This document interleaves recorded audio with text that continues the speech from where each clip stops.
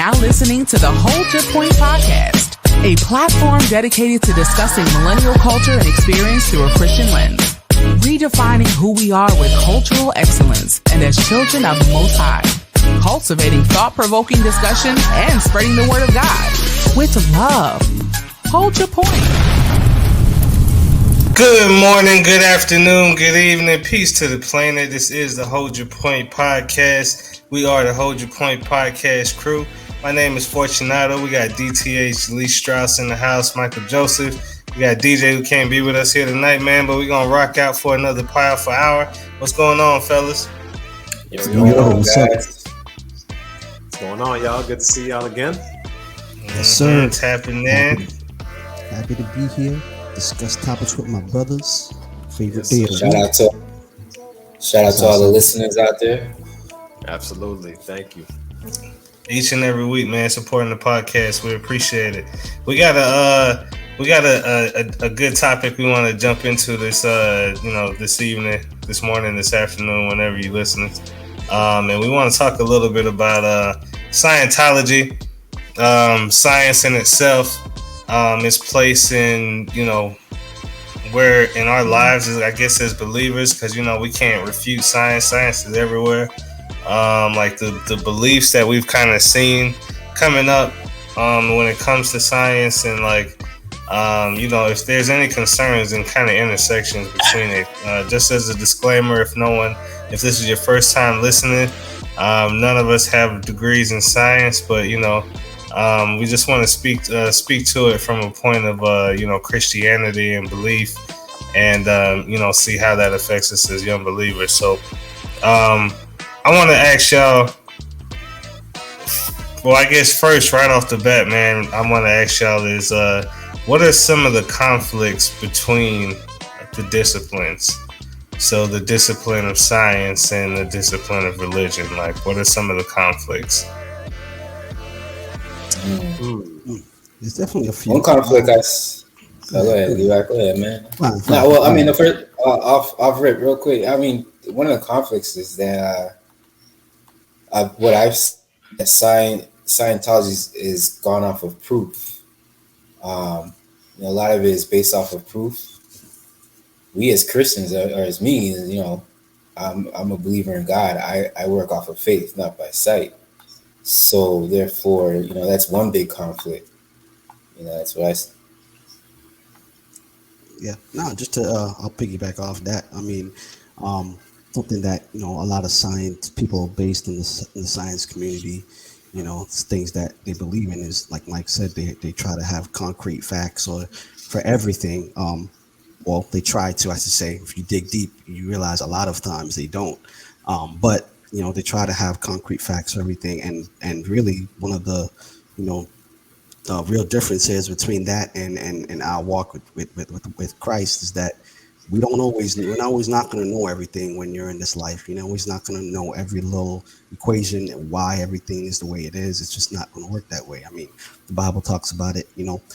Faith is the substance of things hoped for. The evidence of things not seen. You know what I'm saying? So just by faith alone, if you're a Christian, you have to believe in things that simply sometimes are just not there.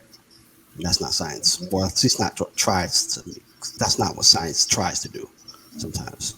Yeah, I think that is what the prevailing idea of science versus religion and Christianity is that Christianity is all about blind faith, and science is all about believing in things you can see and things you can test and repeat and everything in a lab, all that kind of stuff. I think that's the prevailing beliefs. I have very different beliefs to that. I think science and Christianity are in perfect harmony. Let me not say perfect, because I think there are some legitimate cases where people have a reason to doubt one or the other because it may seem as though they don't mix. But I think more often than not, science and Christianity and the Bible are in harmony. So yeah, I mean, because I was gonna ask, to Lee's point, oh man, it just escaped me too. It was a question I had, now I just left my mind. But anyway, I guess we'll move forward.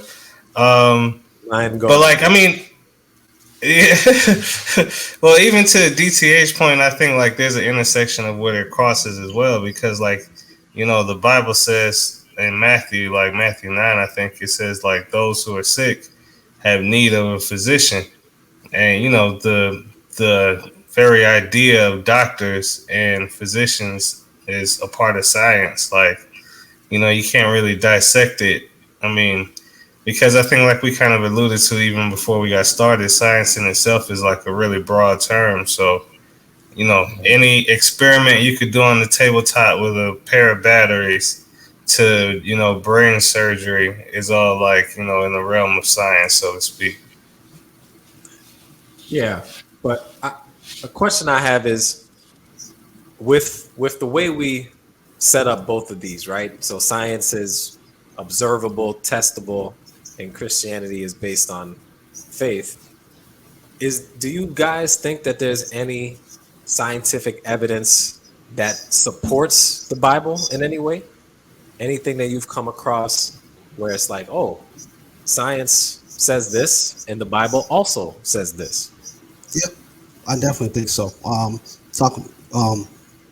Let's talk about Genesis. In the beginning, it's in creation. For example, in science, we have something called space, matter, and time. Right? Nothing can exist without space, without matter, and without it being in a certain time. In the first chapter of Genesis, it talks about in the beginning, God created the heavens and the earth. That's really how the first verse goes. If you break that down, that's matter, space, and time right there. There you go. And that's actually, I think, one of the biggest proponents for harmonizing science with the Bible, because all of the scientists, the reputable scientists today, believe space, matter, and time had a beginning. And so in order for those things to have a beginning, something had to start them, and something outside of those things had to start them, because whatever it is, it had to be spaceless, immaterial, timeless, personal, because it couldn't be an impersonal force like gravity, because no matter what, gravity is going to do the same thing. If I drop this phone, it's going to keep dropping. It's not going to choose to say, no, it's not going to drop this time. It will always drop. In order for something to change, it has to be personal. It had to make a choice. And so when you think of something that's spaceless, timeless, immaterial, personal, powerful, it sounds like God, right? So that's just one of the many supports for God. And then even there's a whole lot more, but there's one I wanted to bring up. Isaiah 40, verse 22. It is he that sits upon the circle of the earth, and the inhabitants thereof are grasshoppers, and so on and so forth. But that first part, he that sits upon the circle of the earth. How many people thought the earth was flat back in the day? Well, I was just about to jump on that. Or still think it's flat today. Some do think that as well. Go ahead. Well, I was going to say, because a circle is technically flat, unless you're talking about a sphere, which is, not flat. But proceed, sir. I mean, if you put it that way. Now, I'll be honest. I don't know the Hebrew of that verse. If we were to look into it, my guess would be that it is hinting at something spherical. But I'll rest my case there. I won't say for sure. But the point is, there are things in the Bible that have been said way before science discovered it. And so it's only much later that people are discovering, hey, the Bible actually did address this. And again, it's not going to address every little minute detail, as Lee was saying earlier, but there's enough support there that you can say science doesn't have to be opposed to the Bible. Yeah. Just to go real quick, to piggyback off what he's saying earlier, they were saying like how, cause if I'm not mistaken, and it's a question I always ask myself, people who don't believe in God, but they believe in the Big Bang Theory. The Big Bang Theory started because that's how we supposedly have started, was as creatures on this big rock that we're on. It all had to start from somewhere or originate from somewhere. but I don't really know the deep depths and how the Big Bang Theory is myself. You know what I'm saying? I ain't got no degree in it.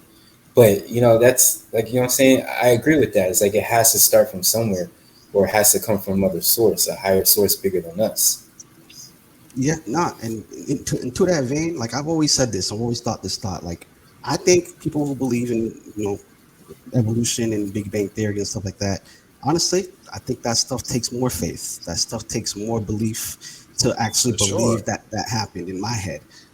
Stop and think about it real quick. Saying what you're saying is nothing is something, and everything came from nothing, which makes no sense. I mean, it doesn't in this life, nothing really works like that. You know what I'm saying? Like there's an analogy, and David might have brought this up to me before, but there's an analogy. It's like you have let's say you have a bunch of metal and scrap metal and stuff, like sitting in a pile and laying there. What are the chances that a tornado is going to come, sweep all that stuff up, and out of that tornado is going to become a perfectly working car?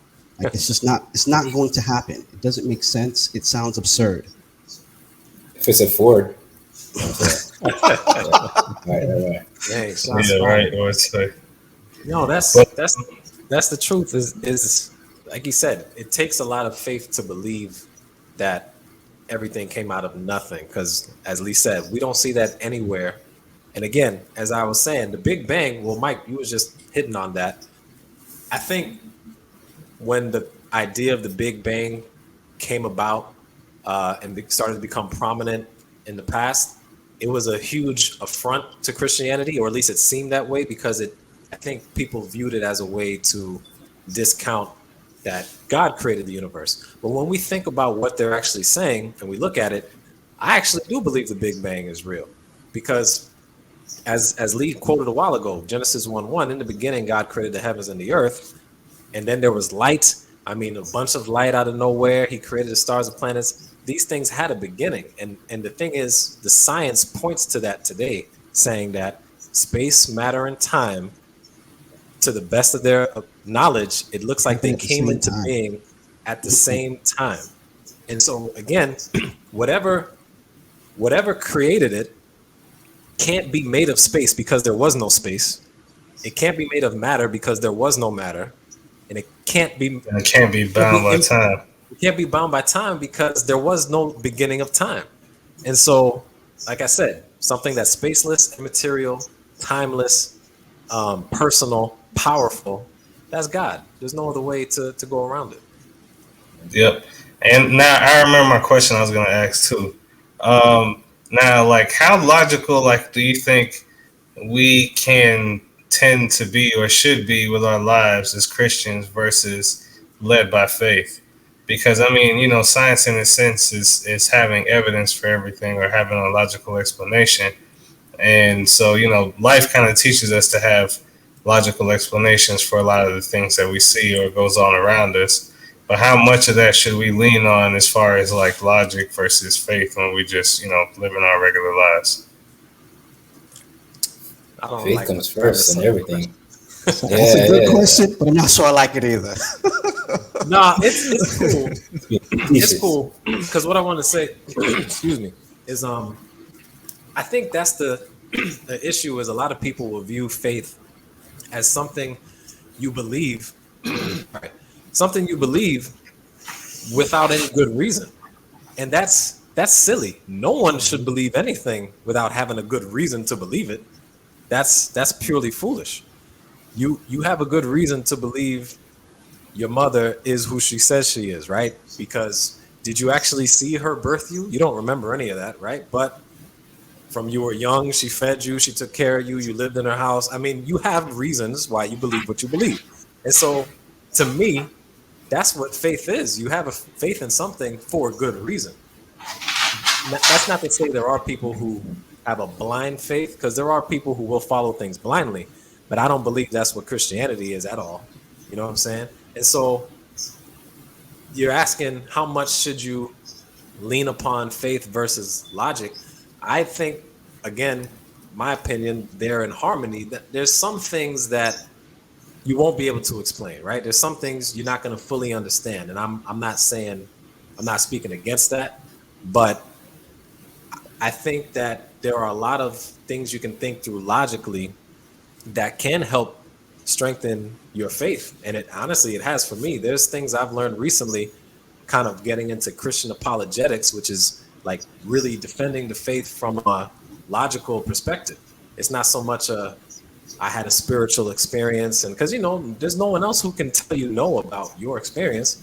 But when you have things that are logical that other people can understand, that's going to bolster your support for that thing. And so I think, to kind of cut it short, because I know I'm going too long, you gotta have both. You really have to have both. I think, and I'll say this. I think it's a problem that there are too many Christians who lean upon solely, as the way you put it, Fortunato, faith, or maybe just their own personal spiritual experiences. Because there's a whole bunch of people in the world who that's not going to do nothing for them. You got to be able to give them some logic why Christianity makes sense, and I think that's a reasonable ask. And I think there are ways we can do that, which we can talk about later. But that's my response. Yeah, I think faith is also a relationship. My bad, Leo. I think faith is also having a relationship. You can't have a relationship with logical things, like, you know what I'm saying. It start like with anything in life. I think that faith strengthens you as a person as well, because you're not gonna have physical evidence to show you something all the time, but you got to keep moving no matter what. Yeah. Well, Yeah. yeah. No, Sorry. I mean, go ahead. All right, Go go ahead. ahead. No. No, All right. No, I was gonna. What I was going to say was to answer the question that Fortunato was kind of asking, and the only reason why I didn't really like it was because it's something that I won't say I struggled with, but I definitely have thought of in the past a lot. Being someone that I like to think I need logic for things and I need reason for things a lot of times. Like, what I'm saying, I'm someone who, if it doesn't make sense to me, I have a very hard time going along with it. Like one of the worst sayings I think is out there, or one of the worst things I think people say nowadays, is that saying, "It is what it is," or whatever. Like, I can't stand that phrase. I cannot stand it. It is and what it it's is, just, man. yeah. And it's like, no, it's not. Is what it is. There usually is a reason of why something is the way something is, right? But like we were talking about here in our faith, in our Christian walk, like there's going to be sometimes, not say like blind faith, like you just believe it because you simply just believe it, but there has to be some experiences sometimes that you go through sometimes that make you believe what it is. And also, to give people like more concrete reasons or more logical reasons, a lot of times I like to point to, a lot of the things in this life that has to do with order, and a lot of the things that go in a sequential pattern without someone having to do it. Think of stuff like, the ocean tides, or the human body, a heartbeat, stuff like that. Like, these are things that, like, they happen systematically, rhythmatically, without anyone really telling it to do anything. It just happens. And like, these are things like science a lot of times can't really just explain, like, why it just happens, why a cell just replicates. Like, they can talk about like why it grows or why it expands or why it evolves, but science, if you look at it, can never really explain why a cell can replicate itself. And that's one of the things, like, is a dichotomy, or It is what it is. Yeah, it's one of those is what it is that people just go with. But and here's another. Well, I was. Go ahead. Here's another layer.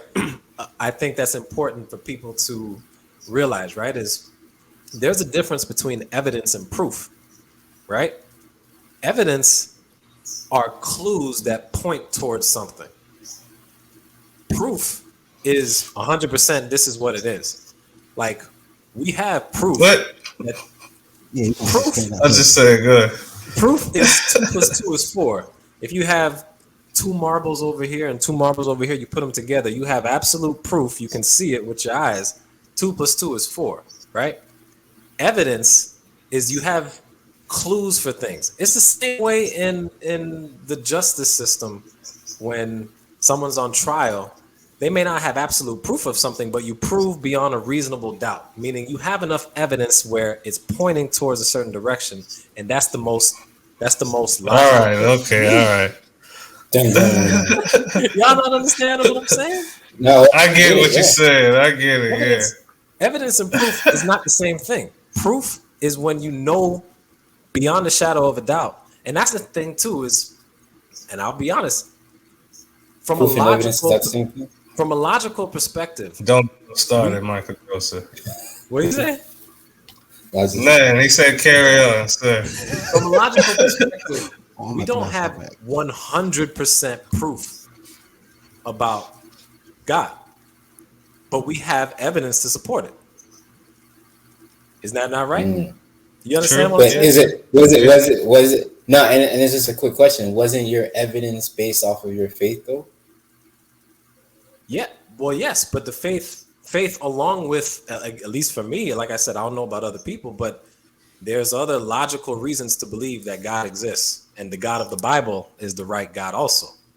You know what I'm saying? There's logical ways to get there, not just I was taught this, so I believe it. There's logical things you can follow. But even then, we don't have 100% proof, and that's something we have to be real about. But we do have evidence that leads us to believe this is the most correct thing to believe. Yeah, and I think even to Michael Joseph's question, like, that's what faith is. Like, faith is the evidence of things, substance of things hoped for, the evidence of things not seen.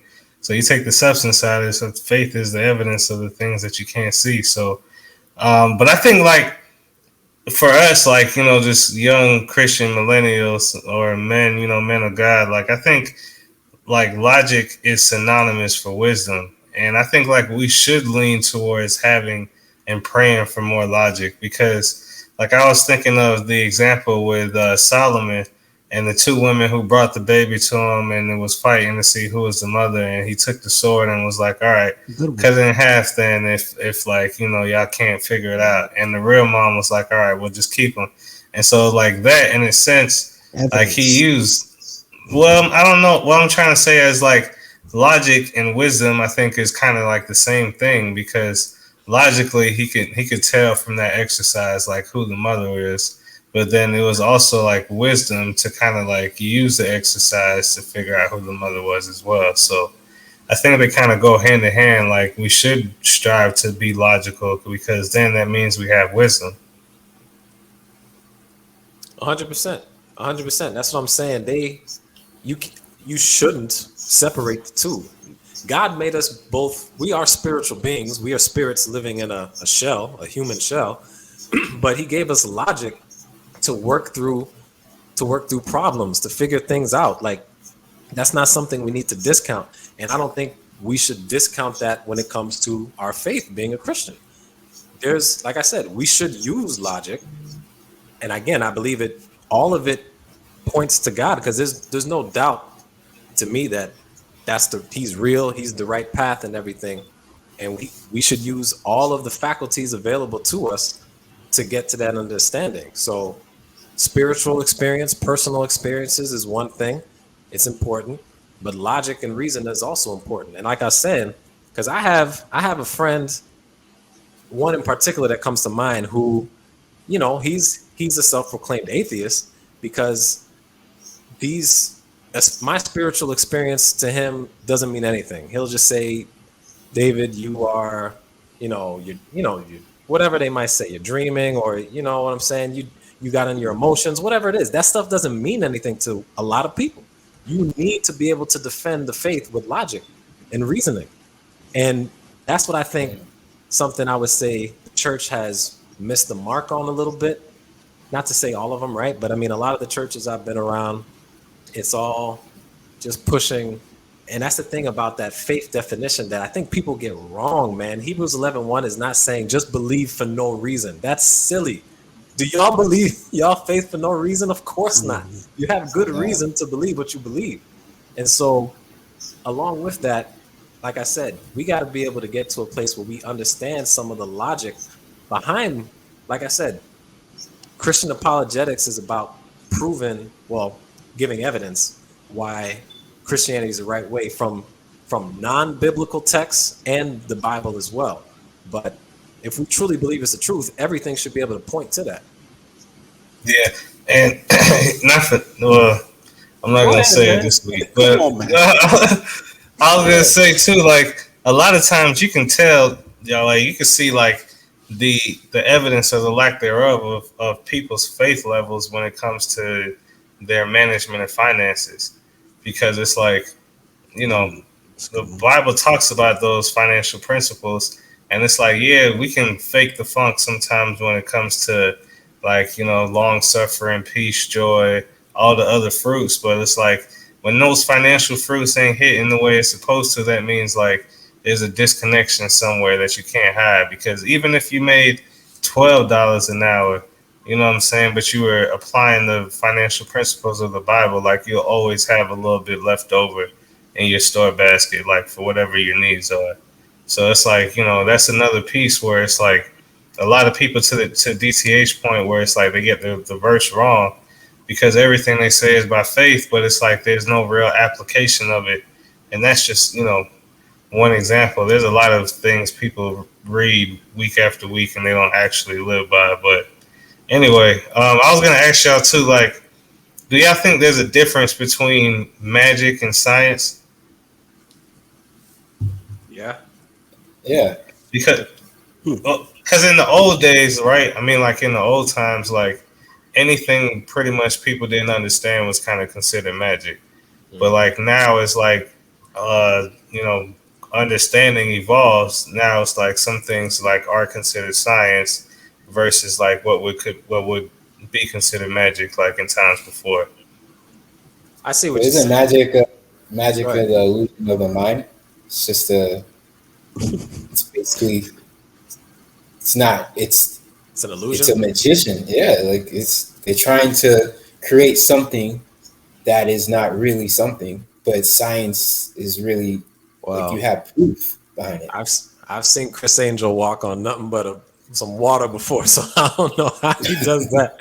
But man, I get where you're coming from, Fortunato, because I see where you're getting at, because it could be in times past people who had the knowledge of mixing certain chemicals to create a cloud or something. No one knew how they did it, so they just chalked it up to magic, which I think there's part of that that we can say today. It's just the knowledge of doing certain chemical reactions or reproducing some type of scientific experiment. But on the other hand, I mean, there's some things that, again, I do believe we are, spirits living in the human body, and there are spirits around us. So there are some things that are outside of science.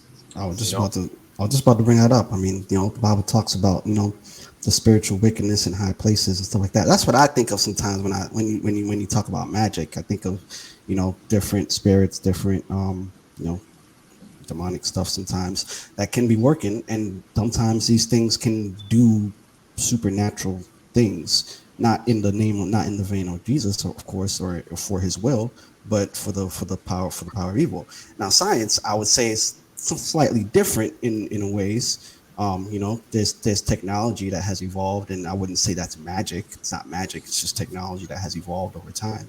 And a lot of these, scientific technology advancements are given by the inspiration of God. God has given man these inspirations sometimes for these things to happen, and for sometimes for the world to progress and for things to happen the way it is. We talk about how when he comes in the end times, that every eye shall see and everybody will see him. I think part of that is technology. That's how that's going to happen. How everyone will see him at the same time and hear him at the same, maybe not hear him, but see him at the same time. That's part of that. I think part of that is technology.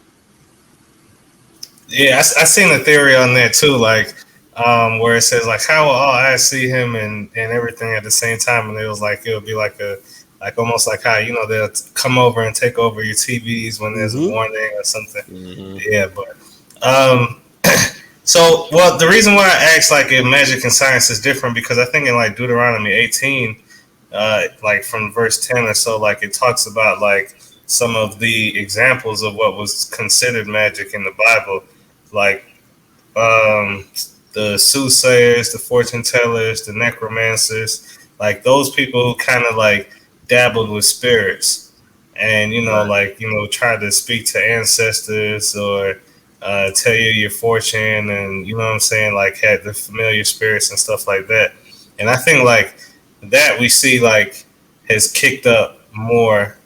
I don't think at the same rate as science, but like more people are like into that type of magic and thinking that, and the acceptance of it, as we've kind of talked about before with like the crystals and healing rocks and all this other strange stuff that comes with it. Yeah, agreed. Because something that came to my mind when you was talking about the last question, like as far as magic and science being the same thing, because I don't think back then you had a sorceress or a necromancer or whatever say, let me take a little bit of sodium here and some calcium, whatever, and put it together. You know what I'm saying? So like that's why I do think there is a distinction between what they're doing. But to your point, it's caught me off guard with how popular the crystals and all these things have taken off. Honestly, because again, I kind of in my own world when it comes to some of these things. Like I'll kind of hear about it in passing that this is such a big thing, especially with younger folks, man. Because I think younger folks are really in their heart truly Trendy. Well, yeah, it's trendy. Yeah, it's they're looking for what's real, right? And so, but when you're weak, you don't have a good foundation, you can kind of be taken away by almost anything. So I don't know how it is people come to a place where they look at a rock in their hand and think it's going to do something for them. I don't know what they're doing with it, but I resonate. They got faith. That's some crazy faith. That's the thing. I think it's so tough to actually believe in things like that. And, it's just me, obviously speaking from the perspective that I have as a believer. I think it's so tough to look at these things and believe in them, put faith into them, and think something will happen if you actually put your mind to them. I don't know. Yeah, I mean, the most like I can resonate is just like, having like a little rock collection as a kid where you find some cool rocks or some seashells or something. Like, that's about it. But I wanted to ask y'all too, I guess, like, where can the intersection of science and religion become concerning? Because, I mean, we understand, like, with any good thing, people manipulate it or take it out of context and it can be used for bad. And it's like as much as and as much as like science has made headways as far as like in the health industry and like how we just live our daily lives and stuff, like where do y'all think like the lines of concern can come into play when it comes to science versus religion? It's funny you say it because when I used to work in the health field, I knew of a couple that had a baby that the baby needed a blood transfusion, but they would not let that baby get the blood transfusion because of their beliefs. And I think that, it wasn't Christianity. I think it was a different, if I'm not mistaken, Mormon. I could be wrong. But the thing is, a lot of people believe that, because, all right, at one point, we use lights, right? We use lights in the house. They used to say that, Benjamin Franklin, the one who created light bulbs, it was magic. It was all conspiracy. You know what I'm saying? So as things progress in technology, I myself, personally, if I needed something, I'm not going to shy away from, like, as far as health-wise, I'm not going to shy away from it and say, that's science, it's not a part of my religion. You go to a source. I'm just saying, it depends on what it is. It depends on what it is. That's my personal belief. Sound like the jab. No, hey, no. But you get what I'm saying. Like, I think that's where the conflict comes in. A lot of people, won't even see a certain physician because of the fact of the science that's behind it. Yeah, that's a good point. No, I was gonna say. Well, go ahead. Hurry up. Go ahead. I see what you're saying, Mike. I see what you're saying because, like, but in that vein, like, the there's definitely some intersections between like religion and science that I think can be detrimental. And it comes to some aspects like this. Like I'll have to bring it like this. Deep down, innately, in every human, that's the way how God made us. We all try to be like God, and whether that's in a good way or a bad way. And I'll say it like this: no one here wants to die. Everyone here would love to live forever, right? And that's something that is a that sometimes science can take and pervert that idea. And when I say that, I say it like that because now you see sometimes these things where, they have these extensions of life and they're freezing human beings and they're just trying to do crazy little things like that don't make sense or that in some ways go against God or in some ways try to replace God. And that's what a lot of times you can get in trouble. Sheep. Yeah, you can Cloning get chickens are expensive. Yeah, exactly. Cloning them and all. No, you good and doing all kind of crazy stuff like that. But you get into those kind of realms and you're now trying to play God. And that's where I think a lot of times you can have an intersection and it could be a problem if you depend too much on that scientific faith or scientific belief where it's like, okay, I want to live forever, so I'm going to freeze my body and do things like that instead of just serving Christ. But anyway. Yeah, no, I mean, well, a couple things I was gonna say really quick is like because to Mike's point, I think there is some like some religious aspects of it, I guess, where certain people kind of take a stance because even like with the blood transfusions, like you mentioned, like I think that might be like a part of Jehovah's Witness or something like that where they wouldn't take like a blood transfusion. Yeah, it was And Jehovah's some.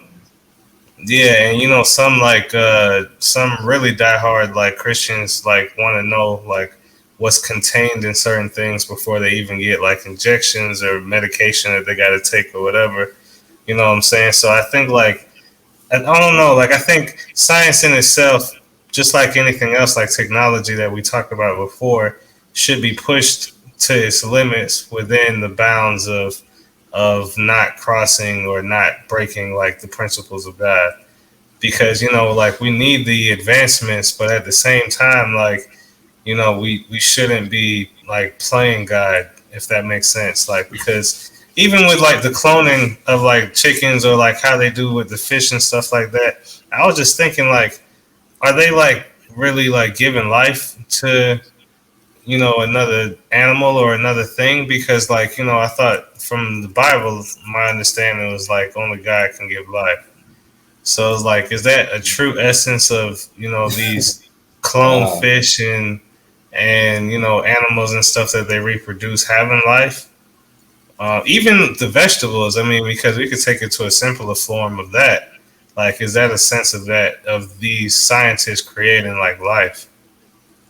Yeah, even prenatal pills and all that stuff. When you get into it, like all that is science. It comes from we're healthy beings walking around. Yeah, it's an interesting thing. I don't know for sure, but I wanted because I didn't get to respond to the earlier question, like how far can that intersection go? And for me, it's kind of like what Lee said, and I would say it's like if you allow it to get to a point where you believe that you don't need a God or that you don't have sin. To me, if somehow science leads you to believe any of those two things, that's where you've gone too far. Because for me, sin is so plain as day. I don't, like you can't persuade me that sin is not a thing. You know what I mean? Like I'm just, and I think honestly, if everyone's honest in their heart about it, they know that sin is real. They know that they've done wrong, and we got to find a way.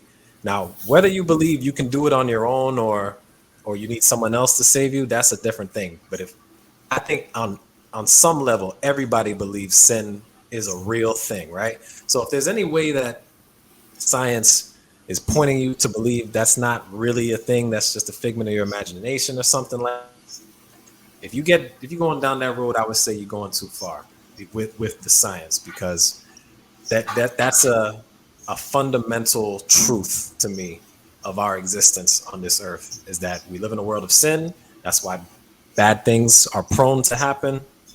and we need someone to save us, and we can't save ourselves. So if it pushes you towards believing we're not sinful, and that we don't need a God, we could do things on our own, that's when you let it go too far.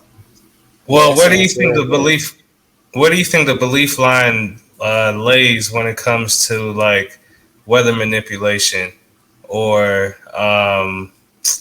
dang it, there was another example I was gonna pull up. But I mean, even with weather manipulation in itself, like, do you think that's a line where people are crossing where they like feel like they don't need God and they can manipulate the weather to make it rain in certain capacities? Or is it from like a logical standpoint where it's like, we know that these like we figured out the evidence or the proof or the workflow to create rainfall, and this would benefit these certain areas that don't see rain for 8 to 10 months out the year or whatever. Mm. Well, I'll say something.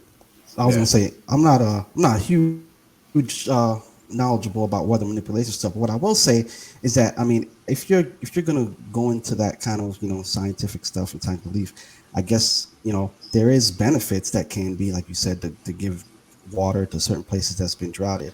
But I think, like you've been saying, it gets to a point where if you're gonna say, I don't know, like, I'm doing these things, and God has no power over this stuff, and God has no realm, and this is now our earth, and all kind of stuff like that. If that's what you want to say, then yeah, you've gone too far, if that's what you want to do. But like we said, there is certain technologies that have benefited us, and some people would say, oh, it's gone far, but it's also a benefit. I mean, that's a tricky one. The web manipulation, I'm not too familiar on it, so that's all.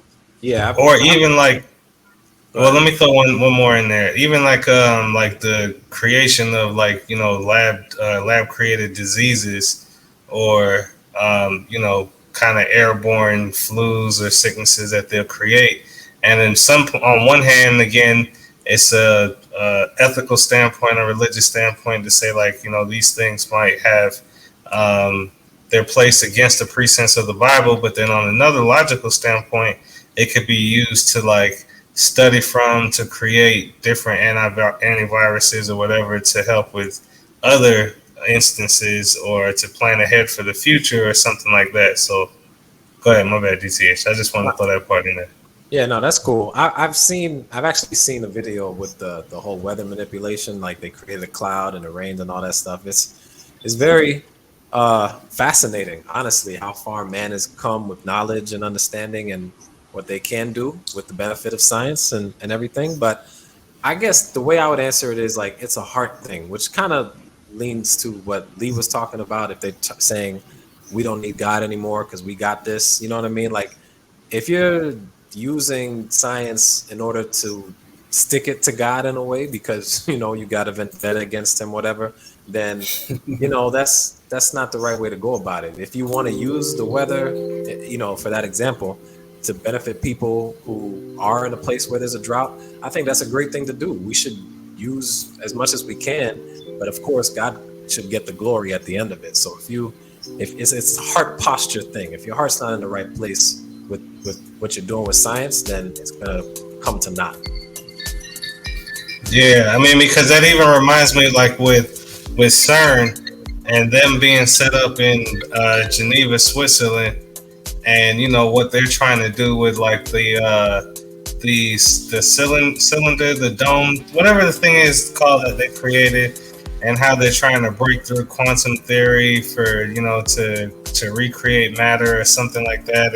But it's like the symbolism, the symbols around their building and so forth is all like pagan deities and beast, and their logo is a 666. So it's like the perversion of science, where it's like it's not even just for the purpose of pushing mankind forward or to to allow mankind to live a better life, but it's like the manipulation to create, or even like to become a mad scientist, which is kind of cliche in itself. But and then even we didn't even get into the fact of like where science comes into play as far as the dangers when it comes to finance, because we've seen some of these guys who pop up who had the guy who had the first electric car idea a few years ago, and then all of a sudden, like, he passed away, and then here we are, like 10 years later with electric cars.